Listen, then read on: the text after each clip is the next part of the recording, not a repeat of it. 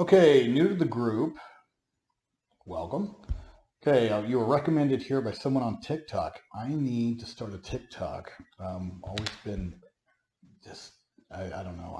I'm a Gen Xer, guys, so Facebook was sort of our thing. But you know, I'm losing out on that younger crowd. Just isn't on Facebook. Okay, or Snapchat. I'm not on that either. Okay, so who saw my videos on your IEP and the struggles you're having, not sure how much to post. She was deemed disabled for mental health by Social Security in school. They didn't even have her in an IEP for emotional or behavior. As of a couple weeks ago, we have a new IEP that is for emotional behavior disability, but no behavior plan because her behaviors are internalized. Yet you have 6 suspension days already this year.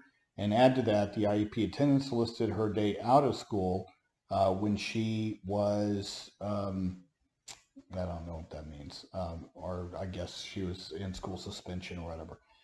Domestic violence survivor, 2 years out of shelter. She has numerous mental health hospitalizations.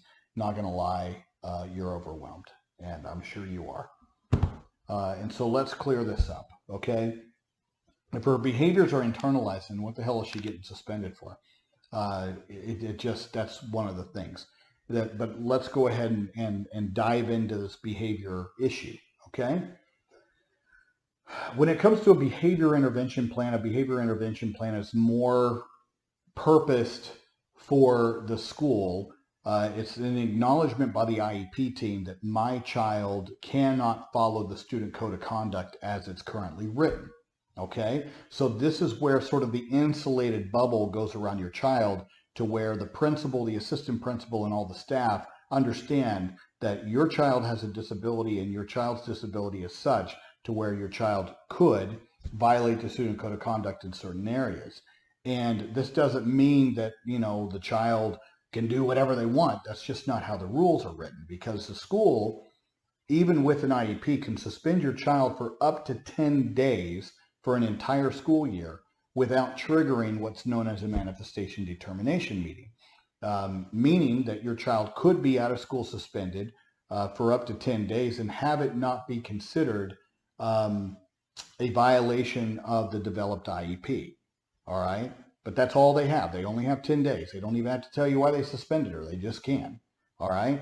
But that's the purpose of a behavior plan, is to be an acknowledgement by the IEP team that this child just cannot follow student code of conduct.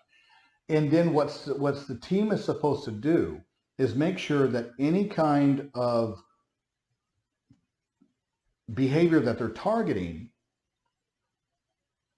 is mostly composed of positive behavior interventions. And the goal and the purpose is to also develop behavior goals and behavior services. And the behavior services need to be according to your child's instructional style and how they learn. We need to target the behaviors that are creating the issues and the out of school suspensions, and also the ones that are causing, let's say, or potentially violating the student code of conduct. All right, so it's twofold. It's not just enough to have a behavior plan alone.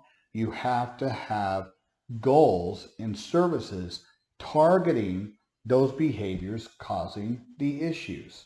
Now, when we say target, what really irritates me about schools is that by and large, they're just maintenance, like we're accommodating the behavior.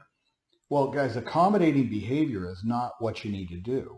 We need to target the behavior in order to teach the child new socially appropriate skills in how to handle their emotions, in how to handle their social interactions, in how to handle their peer relationships, their teacher-student relationships, everything along the spectrum.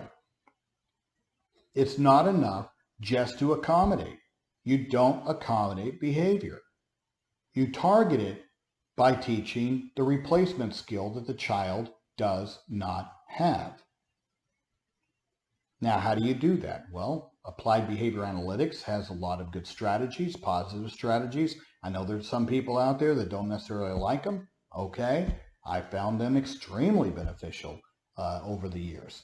If we get a good ethical one and the teachers are trained to levels of competency and we're targeting skill acquisition in order to reduce the unwanted behaviors. We do that with all of us, guys. All of us are products of behavior analytics. We just don't know it because most of us is just part of what's infused in our daily lives and interactions as far as a parent-child relationship and adult-child relationship, a teacher-student relationship. It's always done that way. Okay? What I don't necessarily agree with is how adults tend to be overly punitive, thinking that somehow consequences are always, and I'm talking about punitive, nasty consequences, are always the the goal and somehow will produce the results needed. And that's not the case. That isn't what motivates adults, and it's sure as hell not what motivates kids. And, sometimes kids will comply because adults have the power, both in strength and mental acuity. All right. Most, I guess.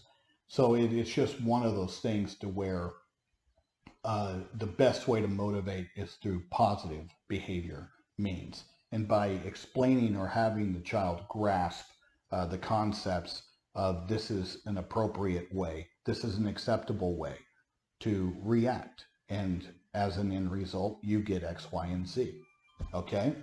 That is the positive way to do it. But we have to target. And then the goal is, as the child's making progress like this, the behavior is going down, and eventually you reach a point to where it nullifies the need for the behavior plan altogether.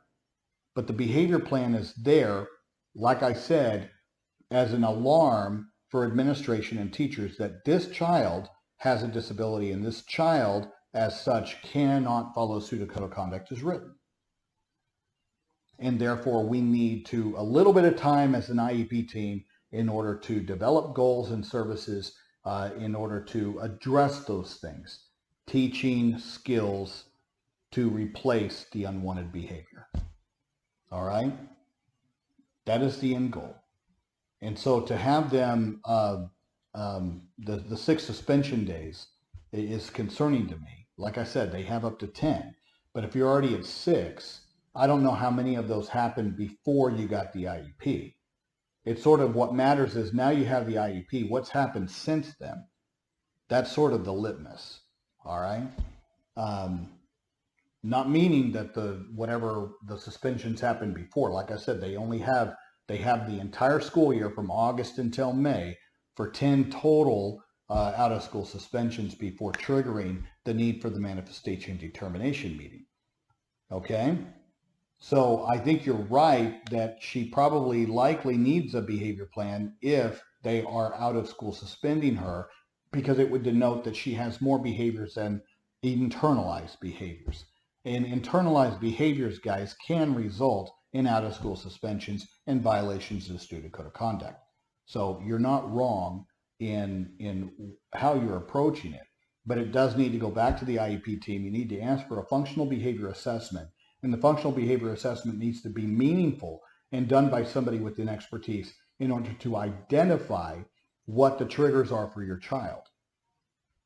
You also need somebody with an expertise in this area to be able to identify where your child's social and emotional deficits are. And then somebody and it's all the same person, it's all the same professional who has an expertise in this area.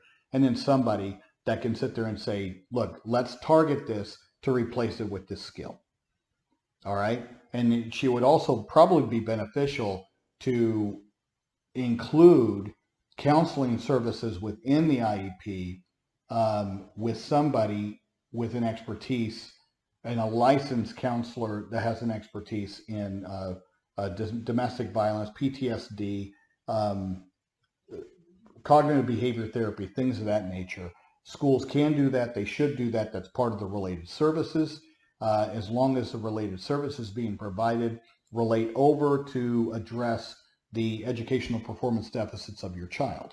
And in this case, that would be appropriate. And so I would also make sure that they get counseling. Most school counselors do not hold that kind of licensure. It's different. So you would need to be specific and say that with regards to what the law says on related service that your child could be entitled to, this specific type of counselor or psychiatric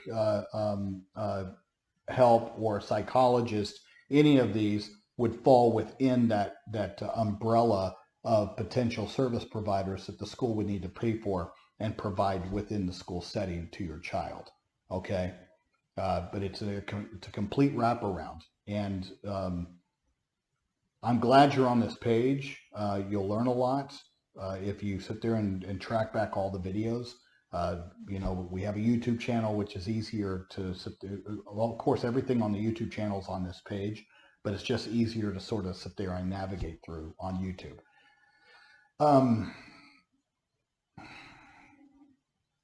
That's about it. I wish you luck.